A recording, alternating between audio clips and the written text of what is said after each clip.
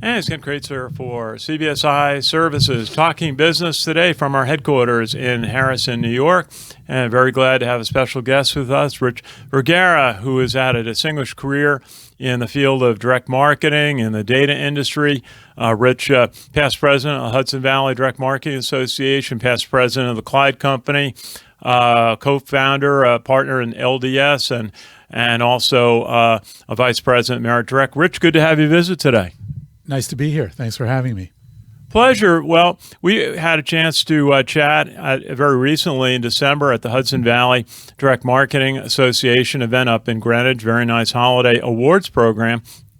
And one of the awards that you gave out that day was to a colleague, Jeff Kobil, and you introduced him. Tell us a little bit about Jeff Kobil. Jeff and I worked together as colleagues for the better part of 40 years. I first met Jeff back in the mid-'70s. He was a client of mine at a company called Longines Symphonette Society, which was a direct marketer of music and book continuity programs. And I was his broker during my days at the Kleid Company. Jeff and I hit it off as broker-client.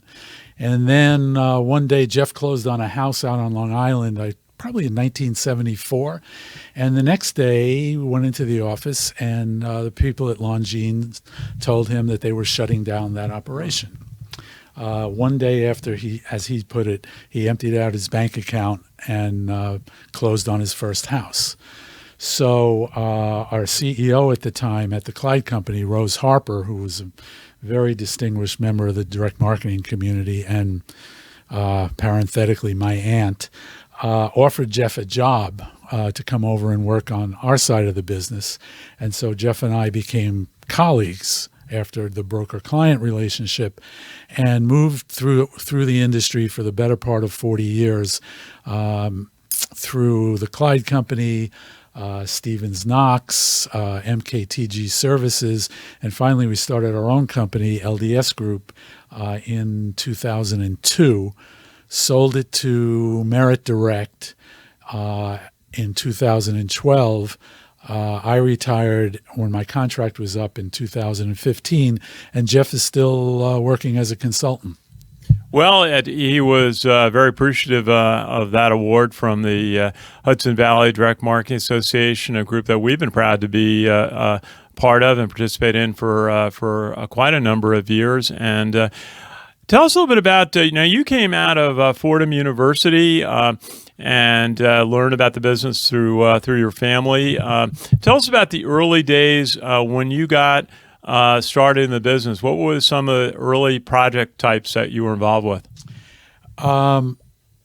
My specialty over the years was working with publishers, magazines like the Time Incorporated Group, Time Magazine, Money Magazine, Sports Illustrated, People Magazine, other companies like a company is now called Bottom Line Inc. that used to be Boardroom Reports. Know them well. Kiplinger, Playboy Magazine, Times Mirror magazines, titles like Field and Stream and Outdoor Life. So I from an early on in my career, I specialized in that area of direct marketing, working with publishing companies. We also work with National Geographic, Book of the Month Club, companies like that. I started out, excuse me, in the at Kleid in 1972, and as I'd mentioned earlier when we were having our chat, we were still, for the most part, shipping address labels from the list owner to the client's letter shop. So we could order 200,000 labels from a list owner, and our client would then affix them to their mailing pieces. No dupe elimination, no analysis, nothing like that. I remember those days when my first job working for Herb Dunhill. Yeah, well, you're older than you look then. It was a different business. It was simpler. There was no FedEx. There was no We were just, I don't think we were even faxing in those days. Everything was done, certainly no email. I didn't have a computer on my desk for probably the first 15 years that I worked in the business. Merge-purge was still, dupe elimination was still in its infancy. But not everybody was embracing it yet in those days. So it was very much sort of a seat of the pants, instinctive decision making based on this is the product and this is the audience we want to reach. So, Sports Illustrated wanted to mail to men in a certain age group. So we target lists on that basis. Eventually, as merge-purge became more prevalent, there was an rudimentary analysis associated with that. Who's a multi-buyer? Who appears on 2 lists? Who appears on 3 lists? So theoretically, those are your better prospects. Once merge-purge took hold, things morphed into more analysis, profile modeling. We could take a look at a prospect list and match it up with our customer's prospect. So, if our customer was reaching men in their 50s, we would look for lists that had those same demographics and also psychographics. Purchase behavior was perhaps even more important than demographics in those days. So eventually, the business evolved to the point where lists were selected not just by our own instincts, but by computer-generated analysis into matching, which enabled us to more efficiently match prospects with products. And that's always been the key to this business. And even in the digital age, your job one is to still match prospects who are most likely to want a particular product. Certainly, and then a lot of software became available, modeling techniques and databases, and the term customer relationship management became a big field, and then eventually, like our business, contact center evolved. A lot of technology. What were some of the key changes that you saw as the industry really applied technology to its business? Well, as I mentioned, it was the idea of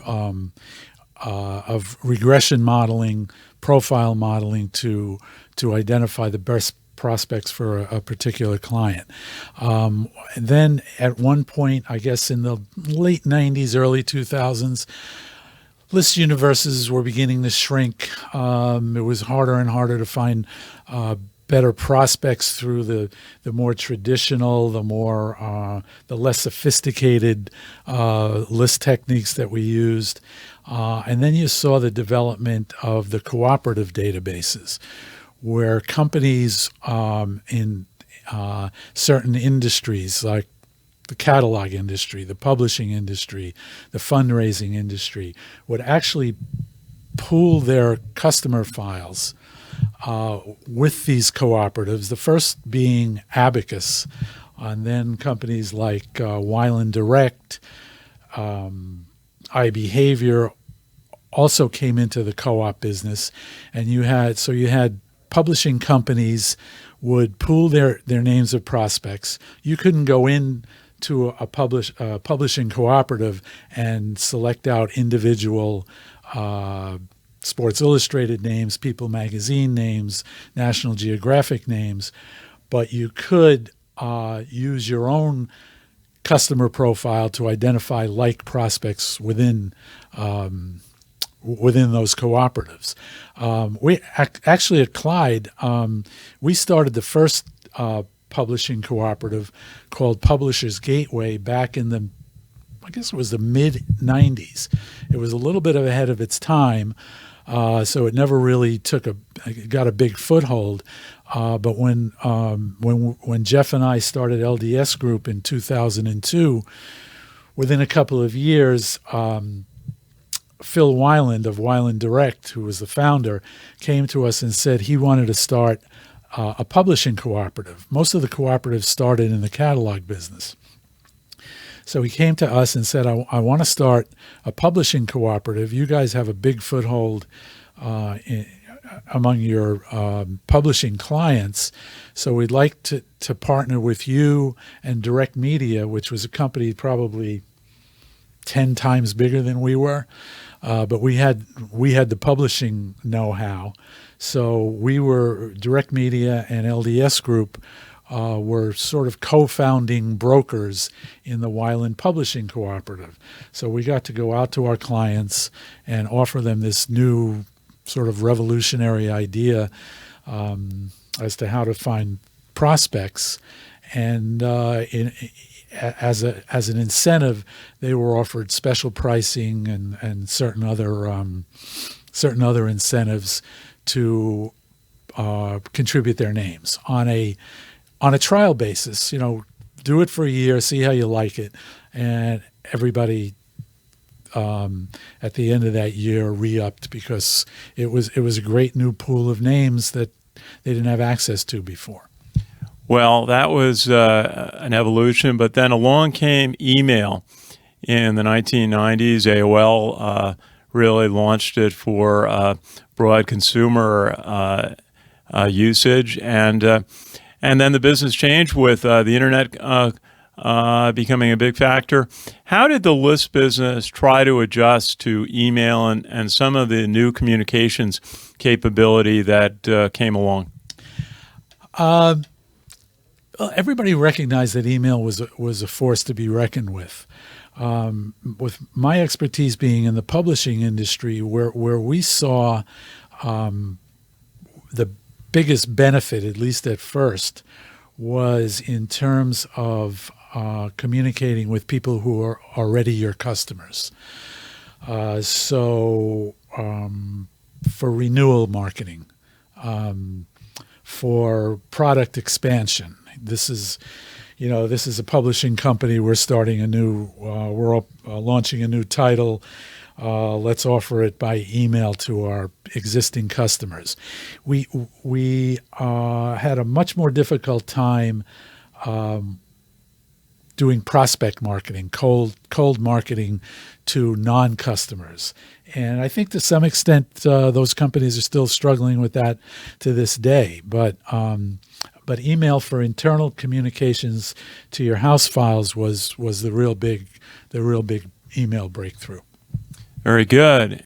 And Rich, we were talking a little bit about what you did and the impact of email and new technology and internet marketing.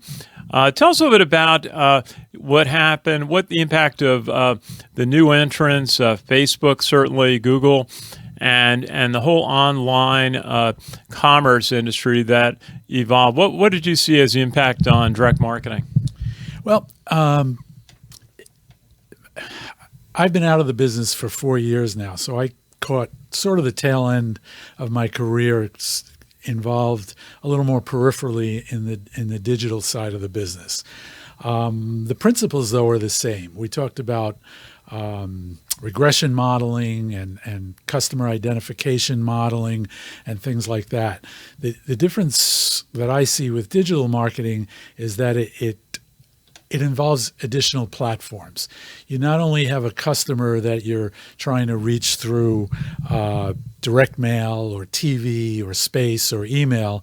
Now you have a whole bunch of new platforms where a customer might find him or herself. And I think it's important to be able to identify which customers want to be reached on which platforms. Do they want to be reached on Facebook or other social media? Do they want to be reached by email? Do they want to still be reached by direct mail? Direct mail is still very viable in terms of reaching people through catalogs or fundraising solicitations. So it has given us more opportunities, but also more challenges along the way, because there are so many other places where customers can be reached these days. And certainly the growth of direct response television in the period with cable, creating a lot of distribution opportunities. Some of the cable channels also a factor. How did you see growth of cable television and direct response TV in the business?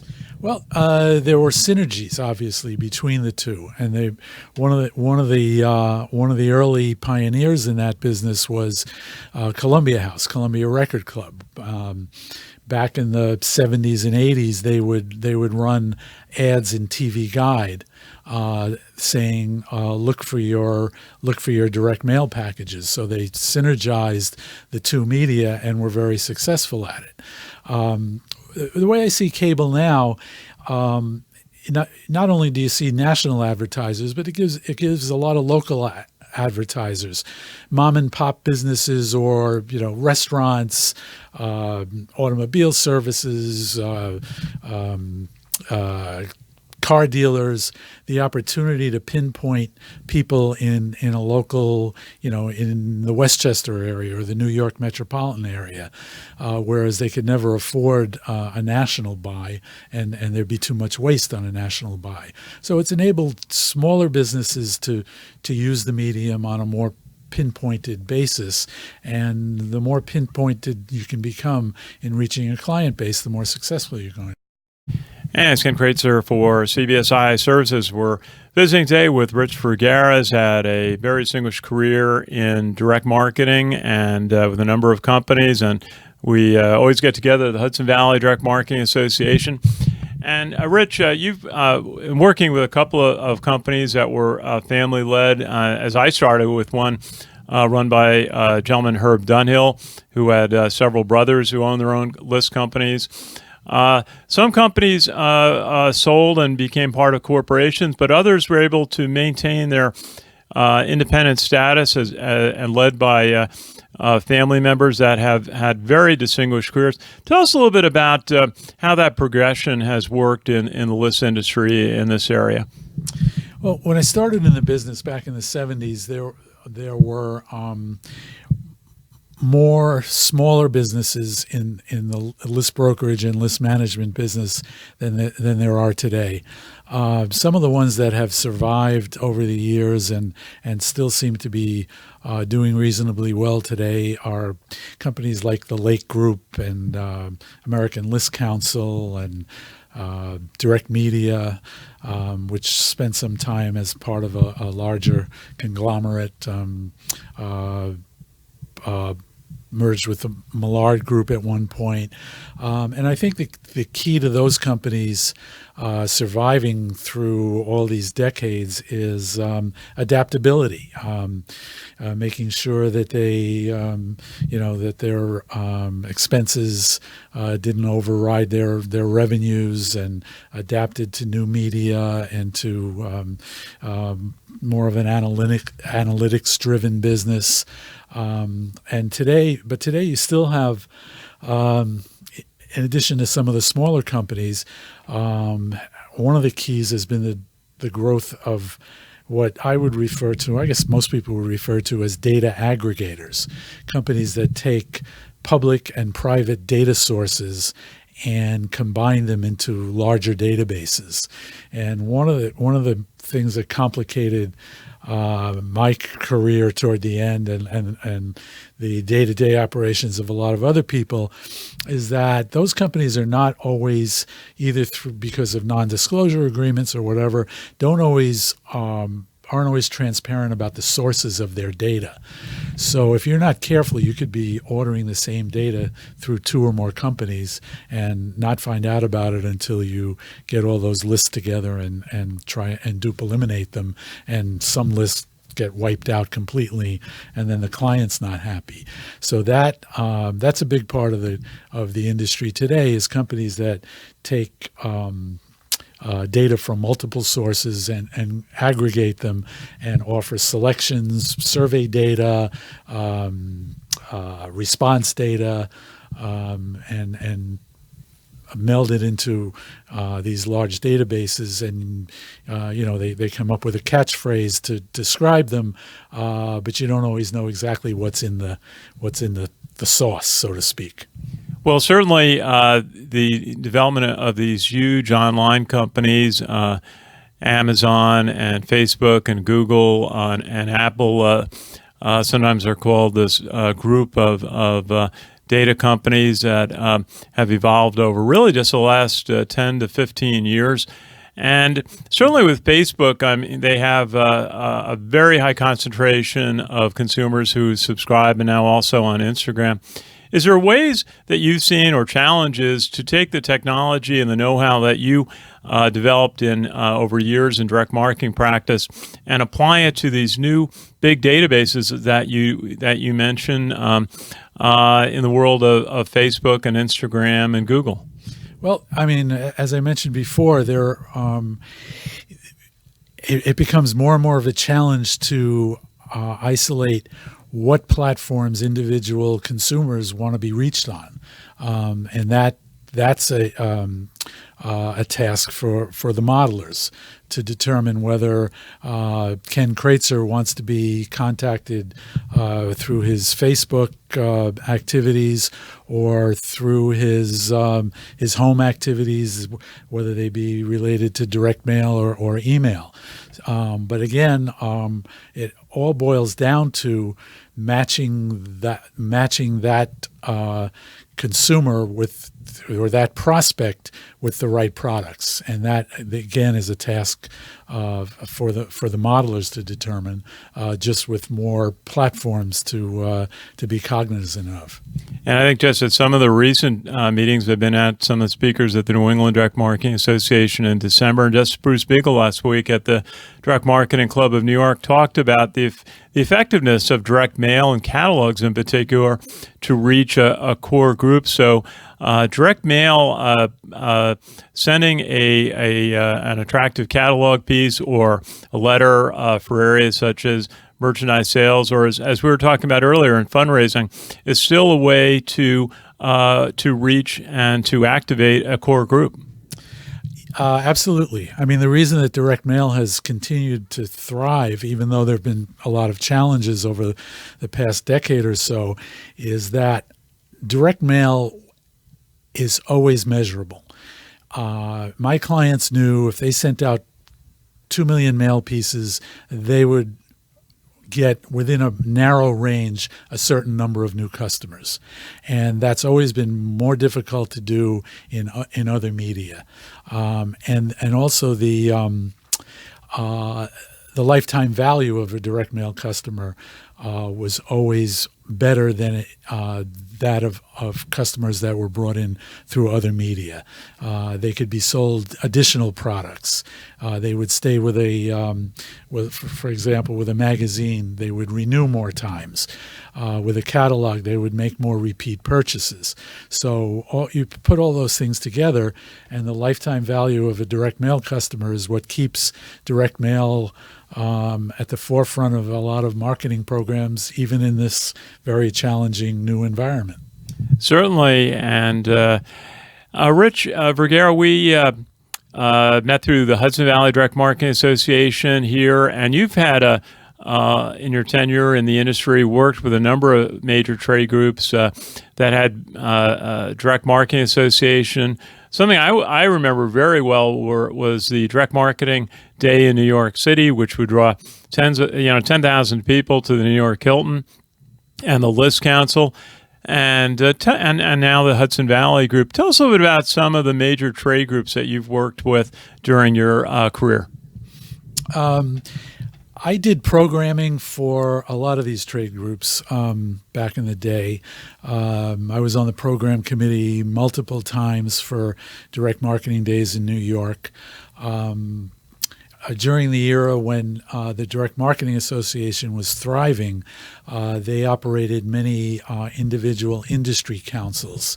My involvement was with the List Council specifically, but they had publishing council, catalog council, insurance councils, fundraising councils, which brought all of those individual niche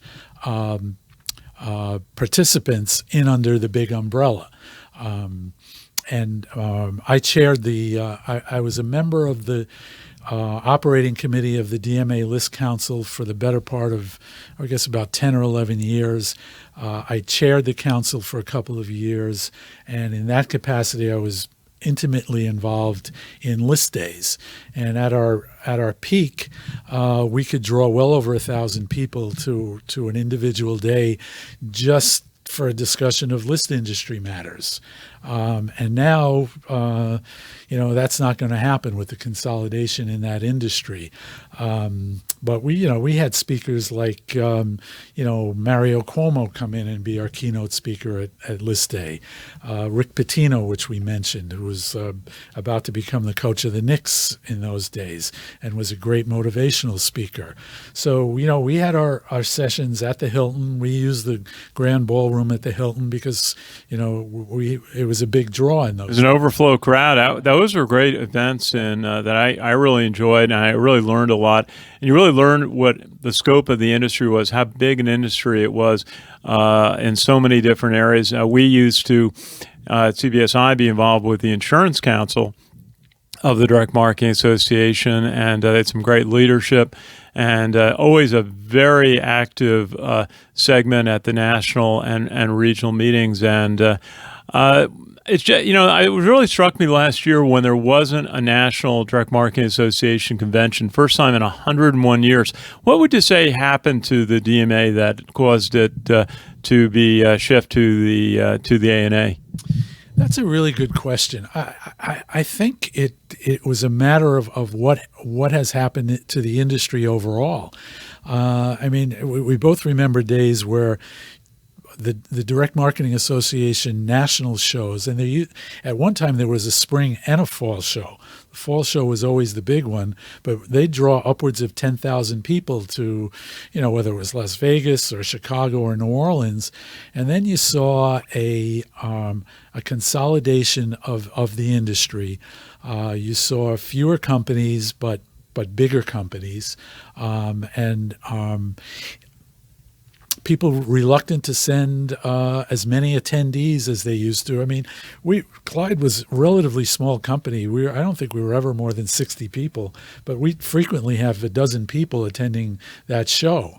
And you just didn't see that anymore. People cutting costs, not wanting to pay the travel expenses and the hotel expenses and all the other expenses associated with a big national show like that, and the benefits weren't keeping up with the amount of money being spent on these shows. You saw over the years the exhibit halls dwindling from 2 or 3 stories worth of exhibits at the Hilton in New York, down to the point where, even at the big national shows, there was one main exhibit floor with a lot of space in between the individual booths. So I think it was changes to the industry, maybe not being quick enough to adapt. A lot of meetings now didn't have to happen face to face. They could happen, online or through more local meetings and things like that. So you didn't have to send people across the country to San Francisco or Los Angeles to meet with their colleagues. Sure. Now, what we've seen and enjoyed is that the 2 local regional direct marketing clubs in the area, the Direct Marketing Club of New York and the Hudson Valley Direct Marketing Club, with meetings generally in Greenwich, Connecticut, are both thriving. And they've had strong leadership, and they've had strong programs, 4 or 5 programs a year, and they continue to do well. I know you've been a part, especially of the Hudson Valley Group. Yeah, Hudson Valley is the one, I guess my one strong connection to the business these days. As I said, I've been retired for 4 years, and I have to say, I don't miss the deadlines, I don't miss the stress, but I miss the people. The business was all about relationships. And my activity with Hudson Valley, remaining on the board of that association, enables me to continue to maintain relationships with a lot of the people that I've become friendly with over the years, and keep my hand in giving back to the industry. I mean, one of the things that was ingrained in me from the early stages of my career was that I'm getting a lot of benefits from being in this business, and it's important to give back to the industry by participating in the shows and participating now with the Hudson Valley scholarship programs, where we give scholarships every year to worthy marketing students in the area. And, it's a feel-good situation, and it enables me to keep my hand in and maintain relationships that are important to me. Well, Hudson Valley did a great job honoring some young professionals at their December holiday luncheon. We got a chance to meet. Very, very impressive.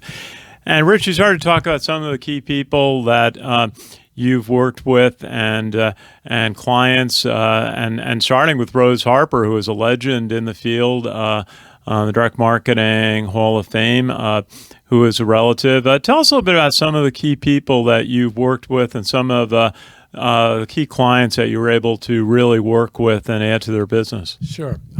In terms of one of the things that I was proudest of throughout my career was that I maintained certain client relationships over the course of basically my entire career. I started working with Time Magazine almost from day one in 1972 and was still working with them in 2016 when I retired, or at the end of 2015 when I retired. And I don't know of too many other situations in our industry that where a client relationship lasted that long, unbroken. I worked with people like Christine Slusaric and Ken Godshall and many others over the course of that business relationship. Internally, Jeff Kobil and I worked together for all those years, and we had a core group of support staff and sales staff that stayed with us through Kleid and Stevens-Knox and LDS Group, people like Nick Sarantakos and Marcia Strassheim and Marcia Nachman and Lori Massagno. So, we must have been doing something right to be able to maintain those relationships through all those years. And I'm still friendly there's a Kleid Facebook group that, we post pictures and reminiscences over the years. Other clients I've worked with, people like Bob Cohn, who I worked with through Times Mirror and later Bonnier, and June Steinfeld at American Media in the pre-Trump days, shall we say. June's no longer at American. June's retired as well. So, there are many, many long-term relationships. Brian Kurtz and his team at Boardroom. Brian was a great innovator, and his mentor, Marty Edelston, who has since passed away. But those are relationships that I'll cherish for as long as I live. And you mentioned someone I knew well, Ralph Stevens, who you worked with in your career. I knew him through the Direct Marketing Club of New York, and it was great to hear that a little bit about his career and that he's down in Florida now. Yeah, I think he lives in Boca full time. I haven't been in touch in the last year or two, but Ralph was a force to be reckoned with in the industry, and his partner Jim Knox has also retired to Florida, I believe, on the west coast of Florida.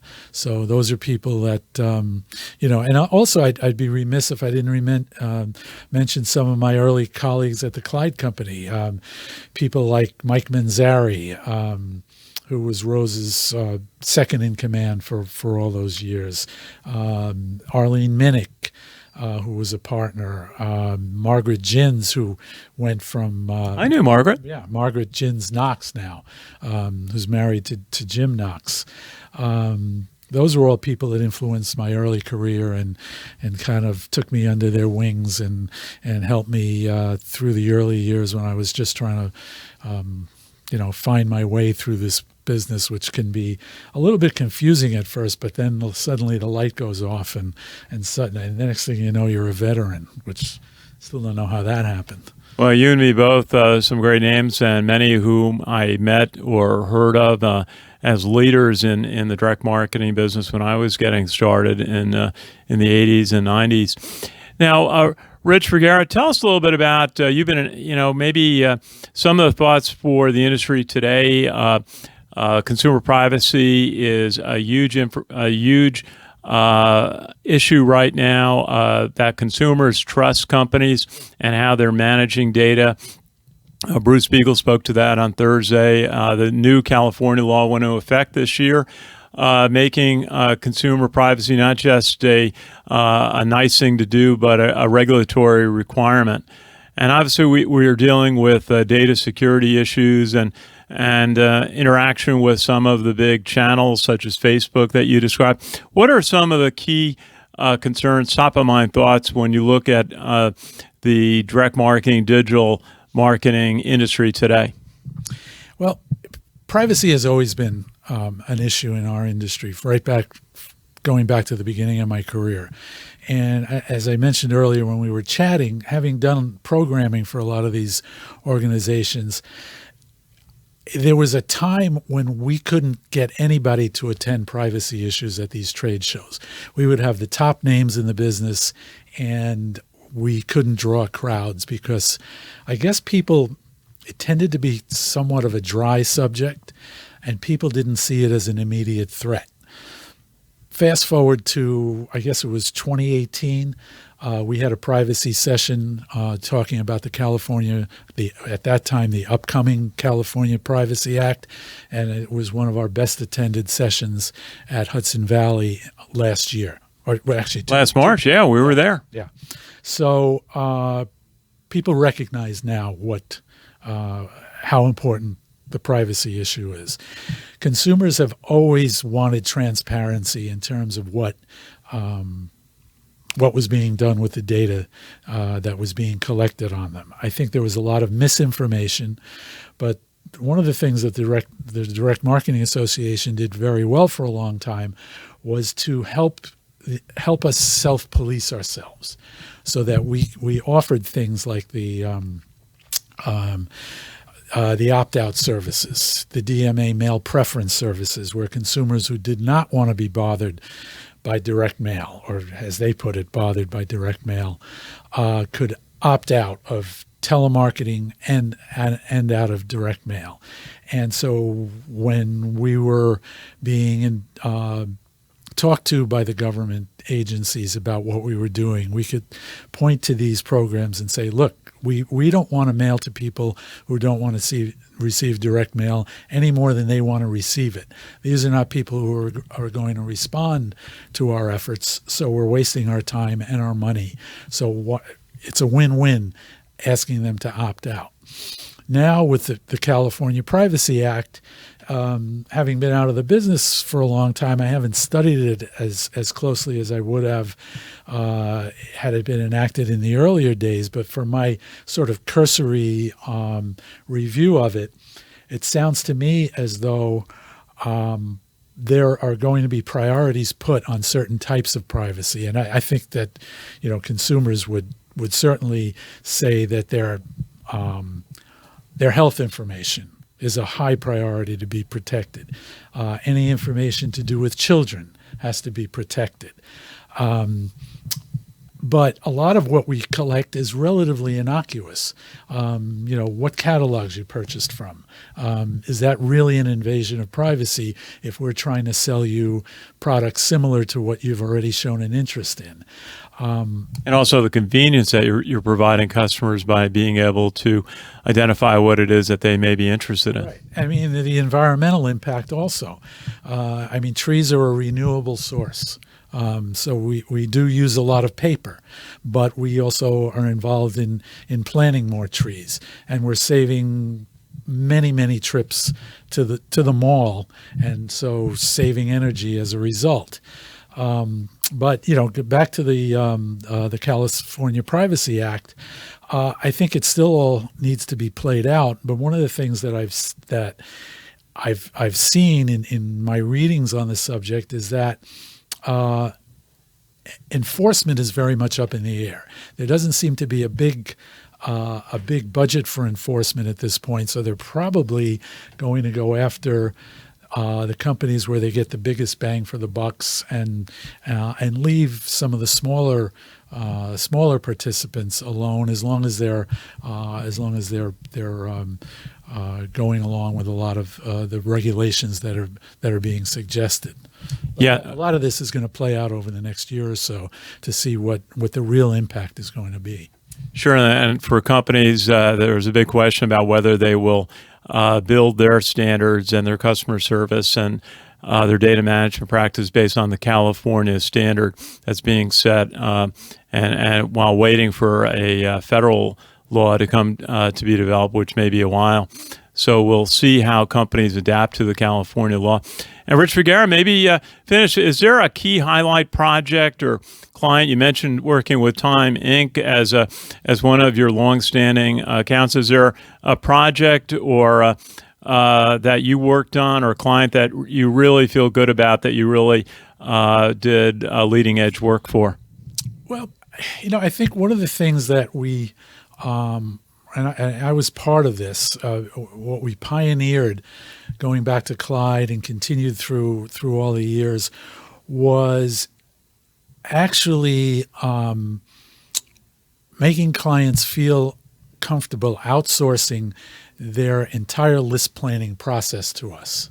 We developed early, by today's standards, very rudimentary software that not only enabled us to select lists using the list segmentation processes that everybody was aware of at the time, but also actually building list plans where we forecasted response and ranked lists by P&L value and renewal value.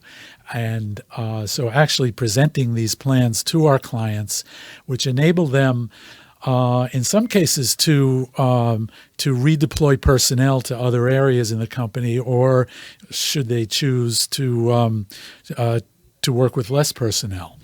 And it also enabled us to provide a level of continuity that some of our clients didn't have internally. So I think that that's something that many list companies evolved into over the years, that level of service. But I can honestly say, without any question of a doubt, that we were first in doing that. Well, certainly something we believe in here is providing outstanding service to our clients at CBSI Services here in Harrison. And Rich Vergara, great to have a chance to have you visit our corporate office here and tell us a little bit about your career. You've really been a part of important business history in the direct marketing field. Thanks very much, Ken. It's been fun. I enjoyed it. Absolutely. We'll see you very soon at another Hudson Valley DMA event. Now, this is Ken Kreitzer for CBSI Services, coming to you from our corporate headquarters in Harrison, New York, for CBSI Services Talking Business. Have a great day, everybody.